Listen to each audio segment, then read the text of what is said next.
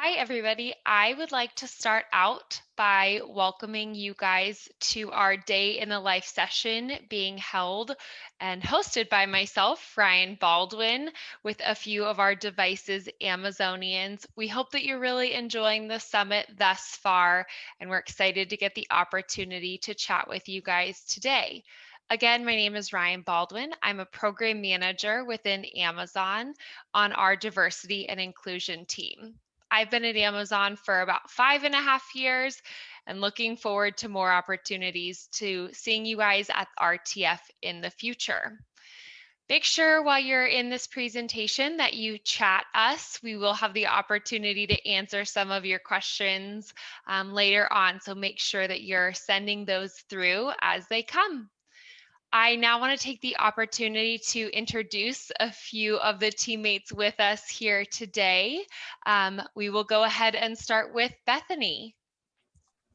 Hi, I'm Bethany Otute, and I am a principal product manager within Amazon Devices.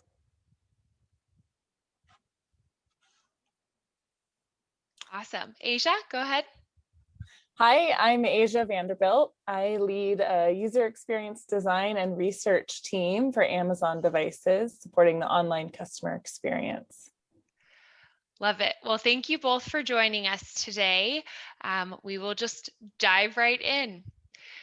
Bethany, tell us about a day in the life. What do you go through? Challenges, experiences? Just go for it. Oh, absolutely.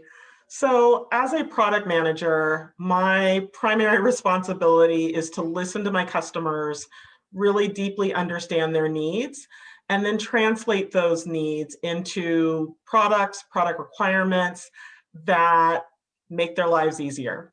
And for me, my customers are actually internal customers. So I work on a horizontal team which builds products for our sales and marketing leaders.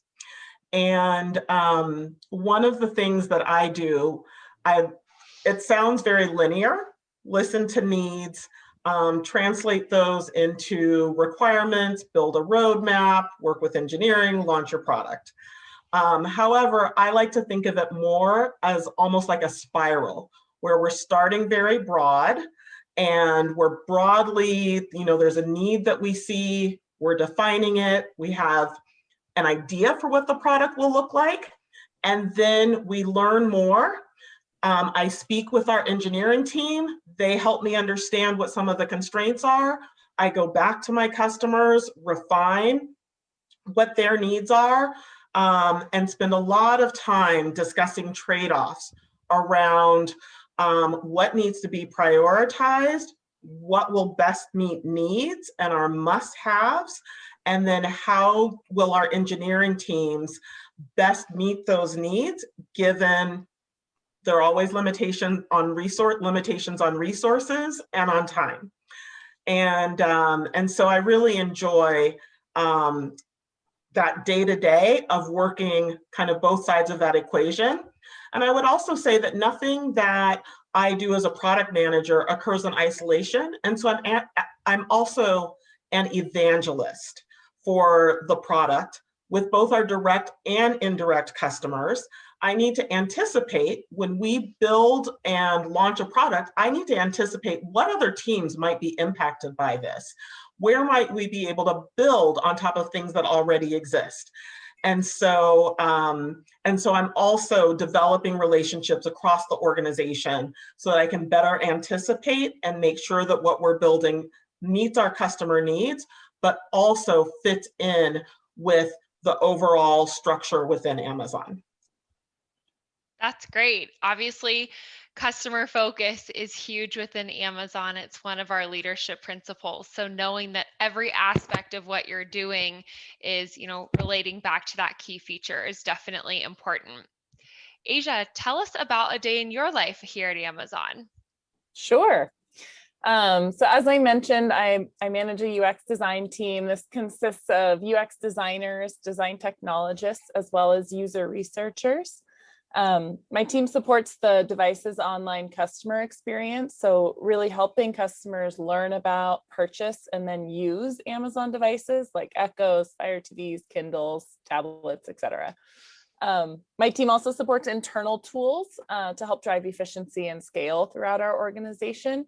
So we get to work with a lot of internal customers too, which is really exciting, and partner with people like Bethany. I just got back to work after having my first son, so it's been quite an adjustment settling back into my role. And most of my day is spent in meetings discussing product strategy, reviewing requirements, or providing feedback on design concepts with my team, or meeting with my team members and coworkers to discuss career growth, project updates, and review lots of documents, which writing is big here. As I've gotten back from maternity leave, I've been paying special attention to ensuring I have enough time to get work done throughout the day, like writing docs, and it doesn't bleed into my personal time with my family. And that's been a really important work in progress. And I've gotten a lot of support from my manager, my team. So that's been a huge help. That's so great. I might have to take you up on some advice as I'm expecting my first here in a couple of months. So Congrats. Very excited. Thank you. And also that teed me up almost perfectly to my next question. So to put you on the spot again, Asia, what would you say keeps you most motivated in your day-to-day work here at Amazon? Definitely. I love this question, especially answering it in interviews. I've been on this team for 8 years, actually, and I still look forward to coming to work every day. And that's primarily for 3 reasons. So one, being a design manager at a company that is so customer obsessed is incredible. Designers are just, customer obsessed by nature, but it's wonderful to be in meetings and with all sorts of functional roles and leaders who are motivated to solve customer problems as well. And this allows me and my team to solve those problems a lot more quickly because we aren't spending all this time trying to convince people why a customer-centric approach really matters. So that's one. Another reason is I love my team and the people that I work with. I try to surround myself with people smarter than me and hire people smarter than me and hire members that I can learn from. And so growing my team and seeing people develop into their superpowers, it brings me tons of motivation. And then the last thing would be when I joined Devices 8 years ago, we only had Kindles and we just started launching Fire tablets. So over the coming years, we've expanded into Fire TV and Fire Phone, which we might all try to forget, Dash buttons, Echo and Alexa, and like the whole smart home world has blown up recently. So every year during our planning cycle, we have new customer challenges to solve for, and that the work on this team has remained really exciting and fresh and never boring. That's awesome. I definitely have way too many devices and I probably should, but every time I walk into a room, we have to rename her, or excuse me, Alexa, because I feel like I say it way too frequently. So Bethany, what would you say keeps you motivated for your everyday work here at Amazon? Well, first of all, there's no such thing as having too many devices, so keep them coming. Good point. Really, for me, it's about driving impact. I get to work with really smart people on hard, complicated problems that don't have easy answers. When I first got here, I've been here about a year, so I'm fairly new. I got to develop a press release. And a press release is when we describe what we want the experience of the customer to be when we fully launched a product. And I was able to write one of these for a new system that was going to fundamentally change how our sales and marketing teams make pricing and promotion decisions. We had a vision for what the future was going to look like 3 to 4 years from now, even though the science to deliver on that vision didn't exist. And we're still working on bringing it into reality. But we got green lighted for the project, and we're moving forward. I'd like to just give a quick example to illustrate how customer obsessed Amazon is. So we were working on our project. We believed that we had a good user experience. We were solving science, lots of other problems. And then we brought in a UX designer on Asia's team.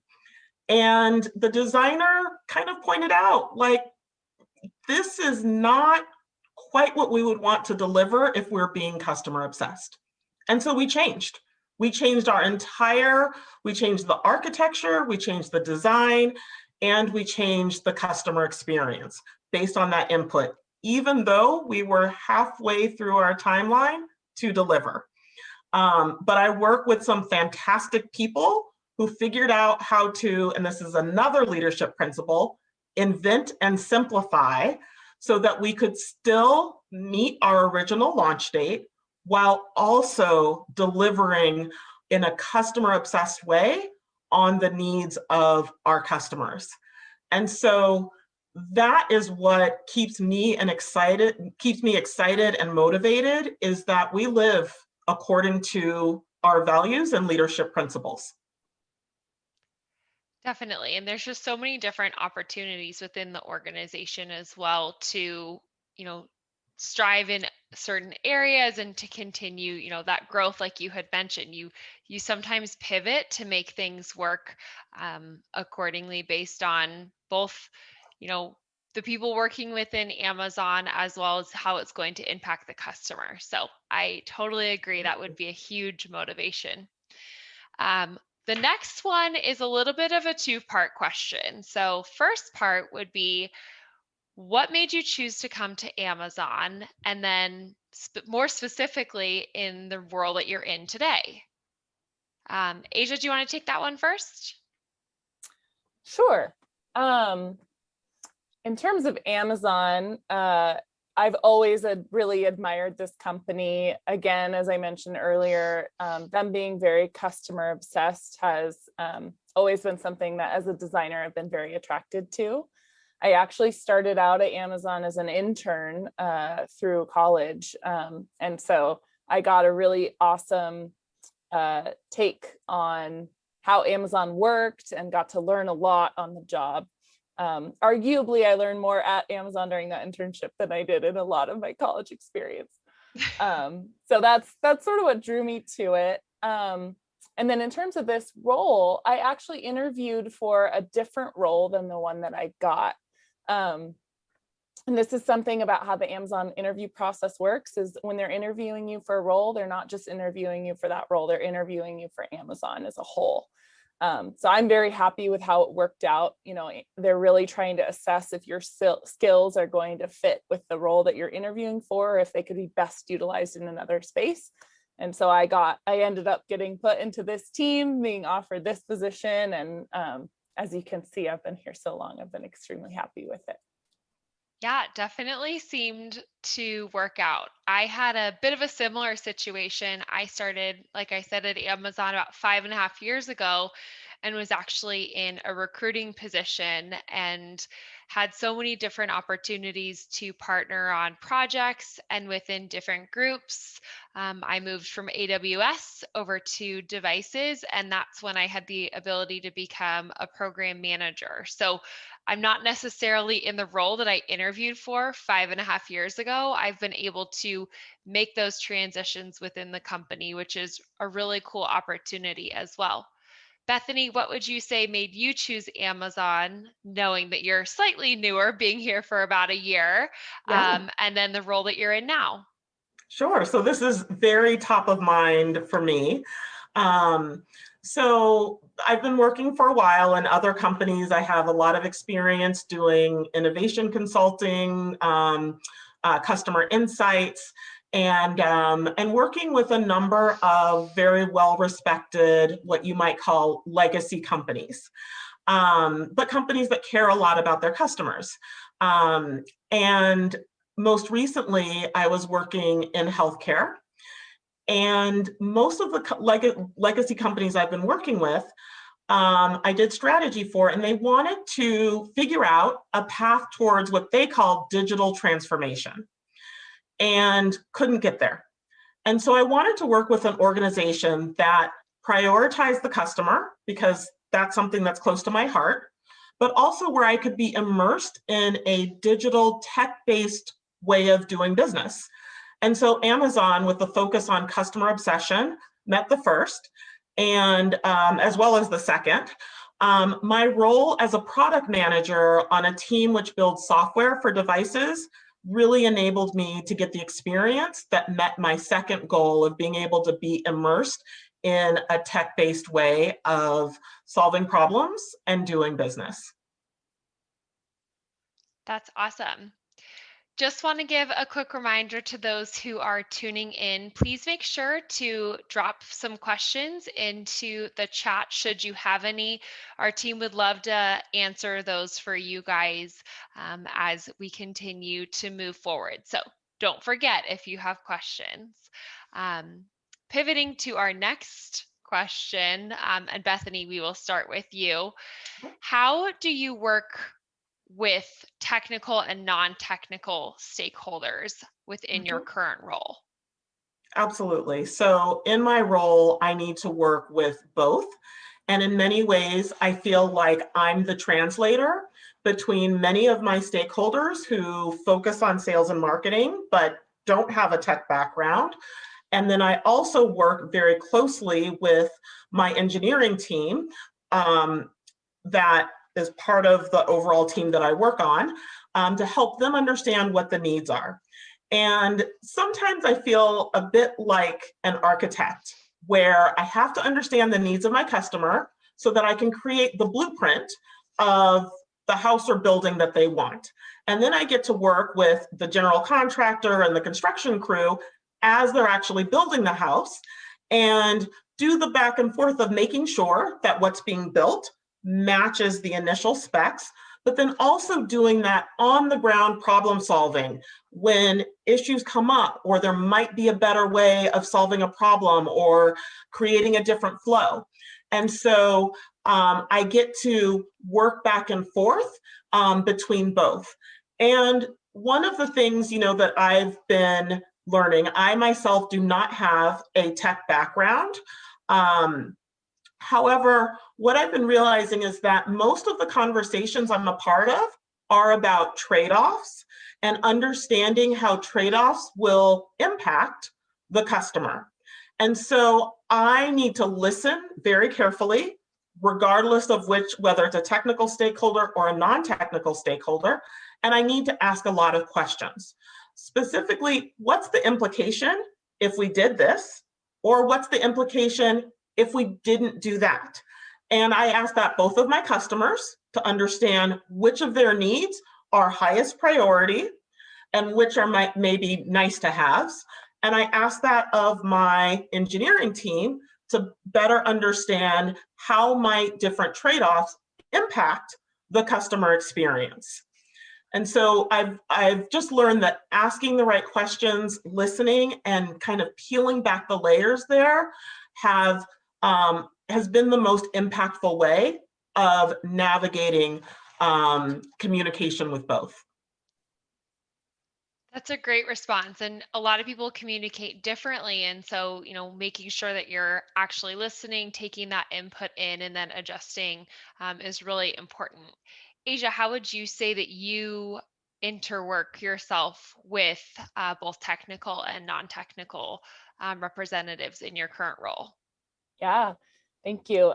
Like Bethany, I work with both groups really constantly in my role as a UX design manager. We're interfacing with technical product managers and software development engineers, or software development managers and engineers on a day-to-day basis as we think through the technical approaches to how to approach the designs or achieve the designs that we've created. Plus one to what Bethany said, asking questions, particularly as you're talking to engineering partners, is such a useful way to both get to know kind of the capabilities and limitations a lot better, and also to sort of surface opportunities that you may not have even known existed through that dialogue. So when talking with tech stakeholders, those conversations always help us refine the designs. They clarify what technology exists for us to pull it off, or they add constraints and limitations to help us consider, what our minimum lovable product might be for our first phase of launch. We also work a lot with non-tech stakeholders, particularly product managers and other design teams and researchers and marketing managers. And with these groups, we're frequently collaborating on how to hit goals by working backward from customers' needs, or talking through kind of vision and strategy for particular projects and how we might want to bring them to life. But yeah, again, can't emphasize enough how important it is to ask a lot of questions. Peel the onion. Yes, definitely. Okay, so this question, and Asia, we'll start with you. It's thinking a while back, but thinking back to your interview process, what would you say stood out to you the most going through it here at Amazon? Yeah, interviewing at Amazon is so long ago, it's a distant memory now. But I do remember really appreciating how smart my interviewers were and how the questions that they asked really helped me tease out examples of my work experience where I was able to drive an impact and showcase my skills. So the way they ask about specific times you did something really helped solicit that from me, and felt like they were helping me get to the right example that could showcase my skills and like helping me along the way. And for designer interviews in particular, you have to do a whiteboard exercise where a seasoned designer gives you a prompt and you have to kind of work through it live on a whiteboard. And I remember being so nervous about getting that wrong, when now I know that it's way less about solving the problem. It's actually not about that at all. It's about the thought process that you take to get there, which is true for a lot of the functional type exercises they ask through interviewing. Yeah, that's definitely great. I, like I said, started as a recruiter here. And so coming into Amazon as a recruiter, I overanalyzed the interview process significantly because that's my job. And what I found most useful was that there weren't any like trick questions. The interviewers want you to be successful. And so they're asking you questions to obviously learn about you, your skills, and whatnot. And if I had questions or if I didn't want to rush through a response, I was able to like take a hot second, ask a clarifying question in regards to what the managers were looking for, and then continue on. So it's a great opportunity, and I highly encourage those who are looking to interview with us to really take that time, think about your answers, and ask clarifying questions if you need to, because that definitely helped me when I was just overthinking everything, which I really, really did not need to do. So Bethany, you interviewed more recently.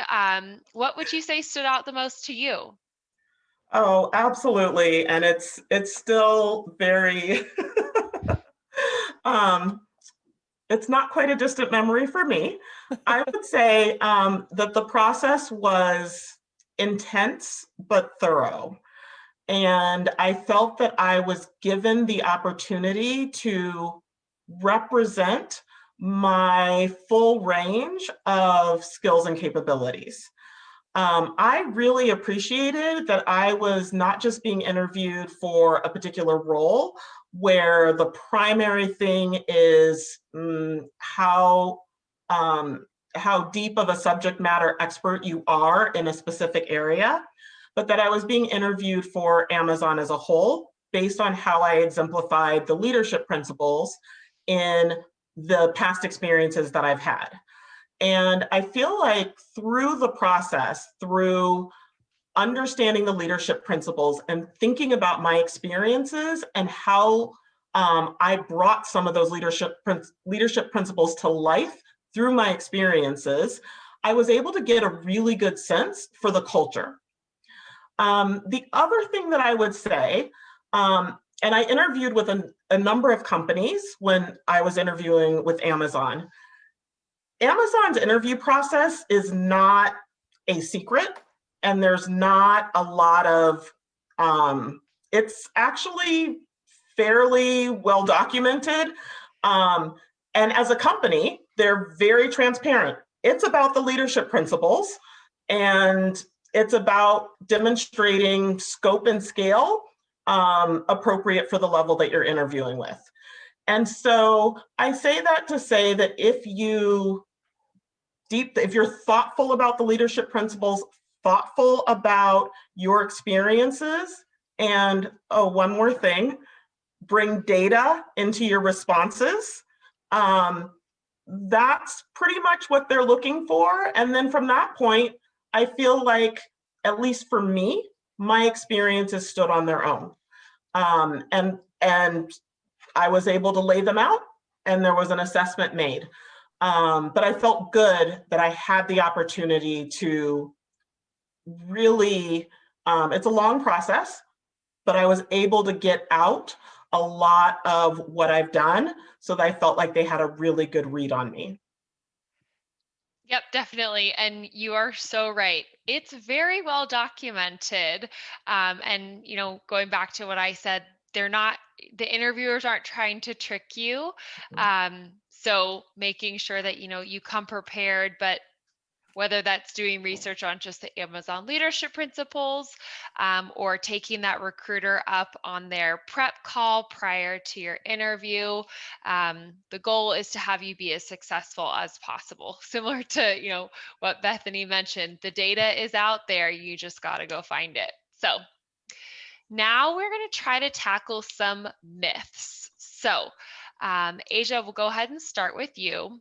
What is one thing you see candidates doing in your role, whether it's during the interview process or something on their resume that would impact their candidacy? Sure. I would say that at Amazon, one of the most important things is being able to collaborate and influence others. And it's especially important to be able to do that in a way that earns trust. Earns trust is one of our leadership principles, as we've talked about a lot, and we truly do embody those. So some of the biggest risks I see through the process are related to a candidate's ability to earn trust. We want to make sure that we're bringing people in who can challenge each other respectfully and improve the product that we're working on overall, rather than get too into their ego and kind of lose sight of the point. Sometimes this can come through in interviews via name dropping, rather than giving specific examples when you're answering questions. So for example, if you're talking about a time when you influenced another team whose goals were out of alignment with your own, and the way you did that was, I was friends with the CEO, so we just went out for drinks and he agreed to do what I wanted. That's not a super great example of how you influenced another team and earned trust along the way in order to get there. When we're really looking for partnership at all levels of the organization and really using data to help influence the decision and making the right trade-offs. Thank you. Bethany, what would you say your response is? I'm going to give two. The first is customer obsession. And this comes a little bit of having worked for other companies where they talk about customers, but often will start their problem solving from a business problem. And first start with like a business constraint. What do we need to do around this process, this capability? And then they figure out, how are we going to make that work for our customers? And so really being thoughtful. So I thought I understood what customer obsession, being customer oriented was. And I really had to dig into what Amazon calls the working back process in order to think through the times in my experiences where I really had started with a customer need and worked backwards. The other piece that was helpful for me was that I generally thought of customers, product managers as being the external facing end users. And I came to appreciate that at Amazon, you can be building things, delivering solutions, making an impact for internal customers, and that matters just as much. And so that really helped me frame more of what I had delivered in my experience, especially for some of the internal customers, and then how I had worked backwards from that. The second thing that I would say is quantify, quantify, quantify. On your resume, put in as many numbers as you can. It's hard, but it conveys the message that you use data to drive your work and measure achievements. And then in your interview, bring those numbers in to demonstrate how you made trade-offs, but also to demonstrate and back up your results. I know that exact numbers, like it can be hard. They're confidential oftentimes, but there are ways to talk about percent improvement, X times, or to use ranges. But definitely don't back away from numbers. Amazon is a very data-driven culture, and one of the things that we're looking for from candidates is how you've used data in your past experiences. Definitely. We are a very data-driven company, so I could not agree more. This will be my last attempt to collect questions from those who are tuning in. So please make sure to ask, should you guys have anything for us? We'd love to go ahead and answer those. But I'm going to tee up our very last question of this session to you both. Bethany, we will start with you. What advice would you give someone interested in moving into your role, whether they might be tuning in internally or externally, who might come from an unconventional background? Absolutely. And I'm going to give some kind of very pragmatic advice. So I'm a product manager, so I'm going to speak to moving into this role. In all honesty, I had been intimidated to apply to Amazon because I couldn't figure out externally what the roles were and how they met. So my background is in marketing, and I would go and look for marketing roles, and a lot of things would be product management. So one of the things that I would say would be go for it, apply.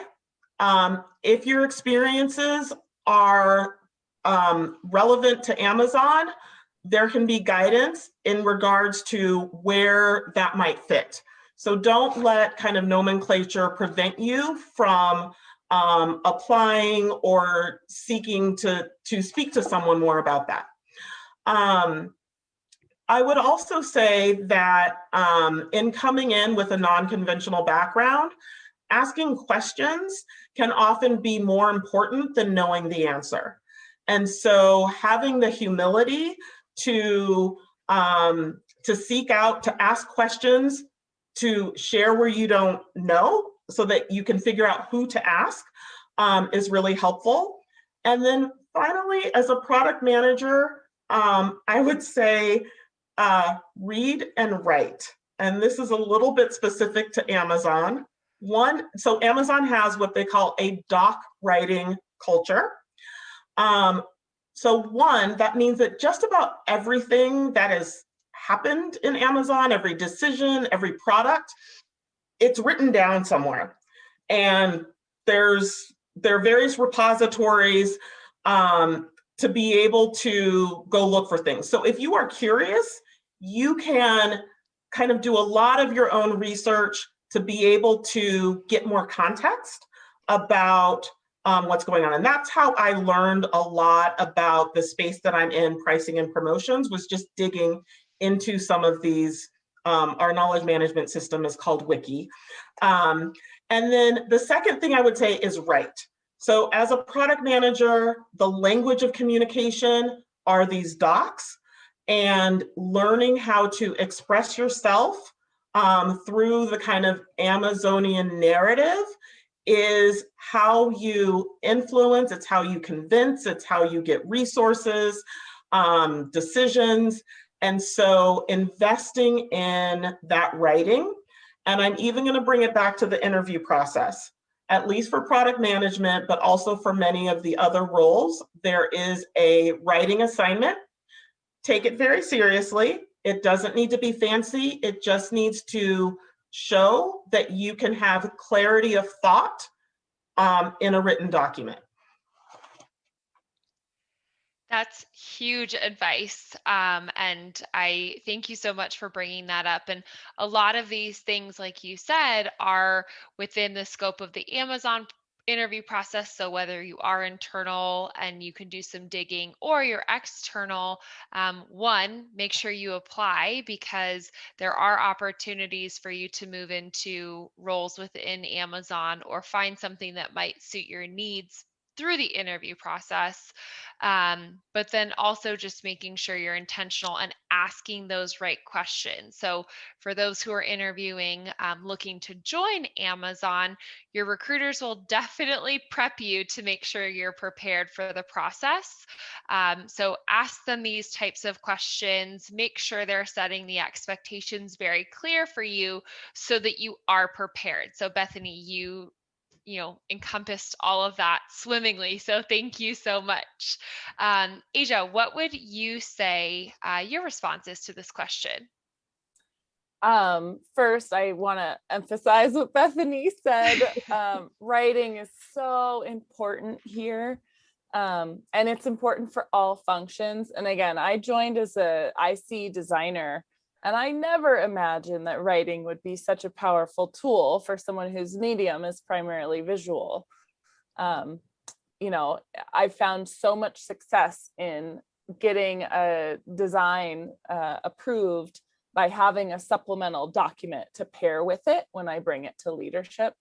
And so I would just reemphasize, definitely, if you're new to Amazon and you don't have a conventional background, practice writing. It's something that takes a long time to get good at. It's hard to do, and you're never done. I've been writing for 8-10 years now at Amazon, and I'm still learning. Another thing I would say is to really get to know your leaders. Talk to people who've been in the org for a long time to see what works for those specific leaders, how they in particular like to see options laid out, what particular strategies have worked really well in the past.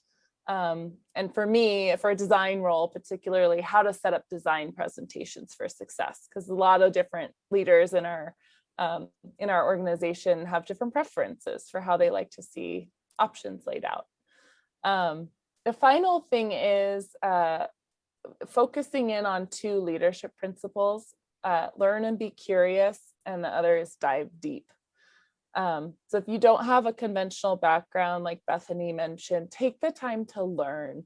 Ask a lot of questions of your peers, shadow them through their work. See if there's any small projects you could take the lead on to get used to the space, and find a mentor who can help you along the way. Leaders here make really good calls because they ask a lot of questions and they base their decisions in data. So you want to leverage those skills as you help to help you ramp into Amazon's culture, and make sure you're questioning your own assumptions. I often find, if I'm my own devil's advocate and I'm looking at my point from another perspective, it usually makes my perspective and approach stronger. Yeah, that's what I would recommend. Wonderful. Well, I want to start out by thanking you both so much for taking the time to answer some of these questions with us today.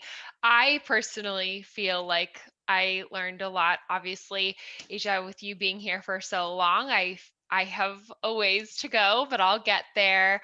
And then Bethany, it's always nice to, see someone go through this process and have so much to say despite being here for only a year. Like, your experience is still so important, and I feel like I've personally learned a lot from you both. So thank you both again for participating, and for those who tuned in, we hope that you enjoyed this session, found it useful. I hope that we can answer any of the questions that you may have dropped into the chat.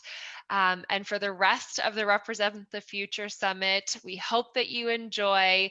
We're looking forward to talking to you at other sessions and having you learn more about Amazon. So thanks so much. We hope you had a good one.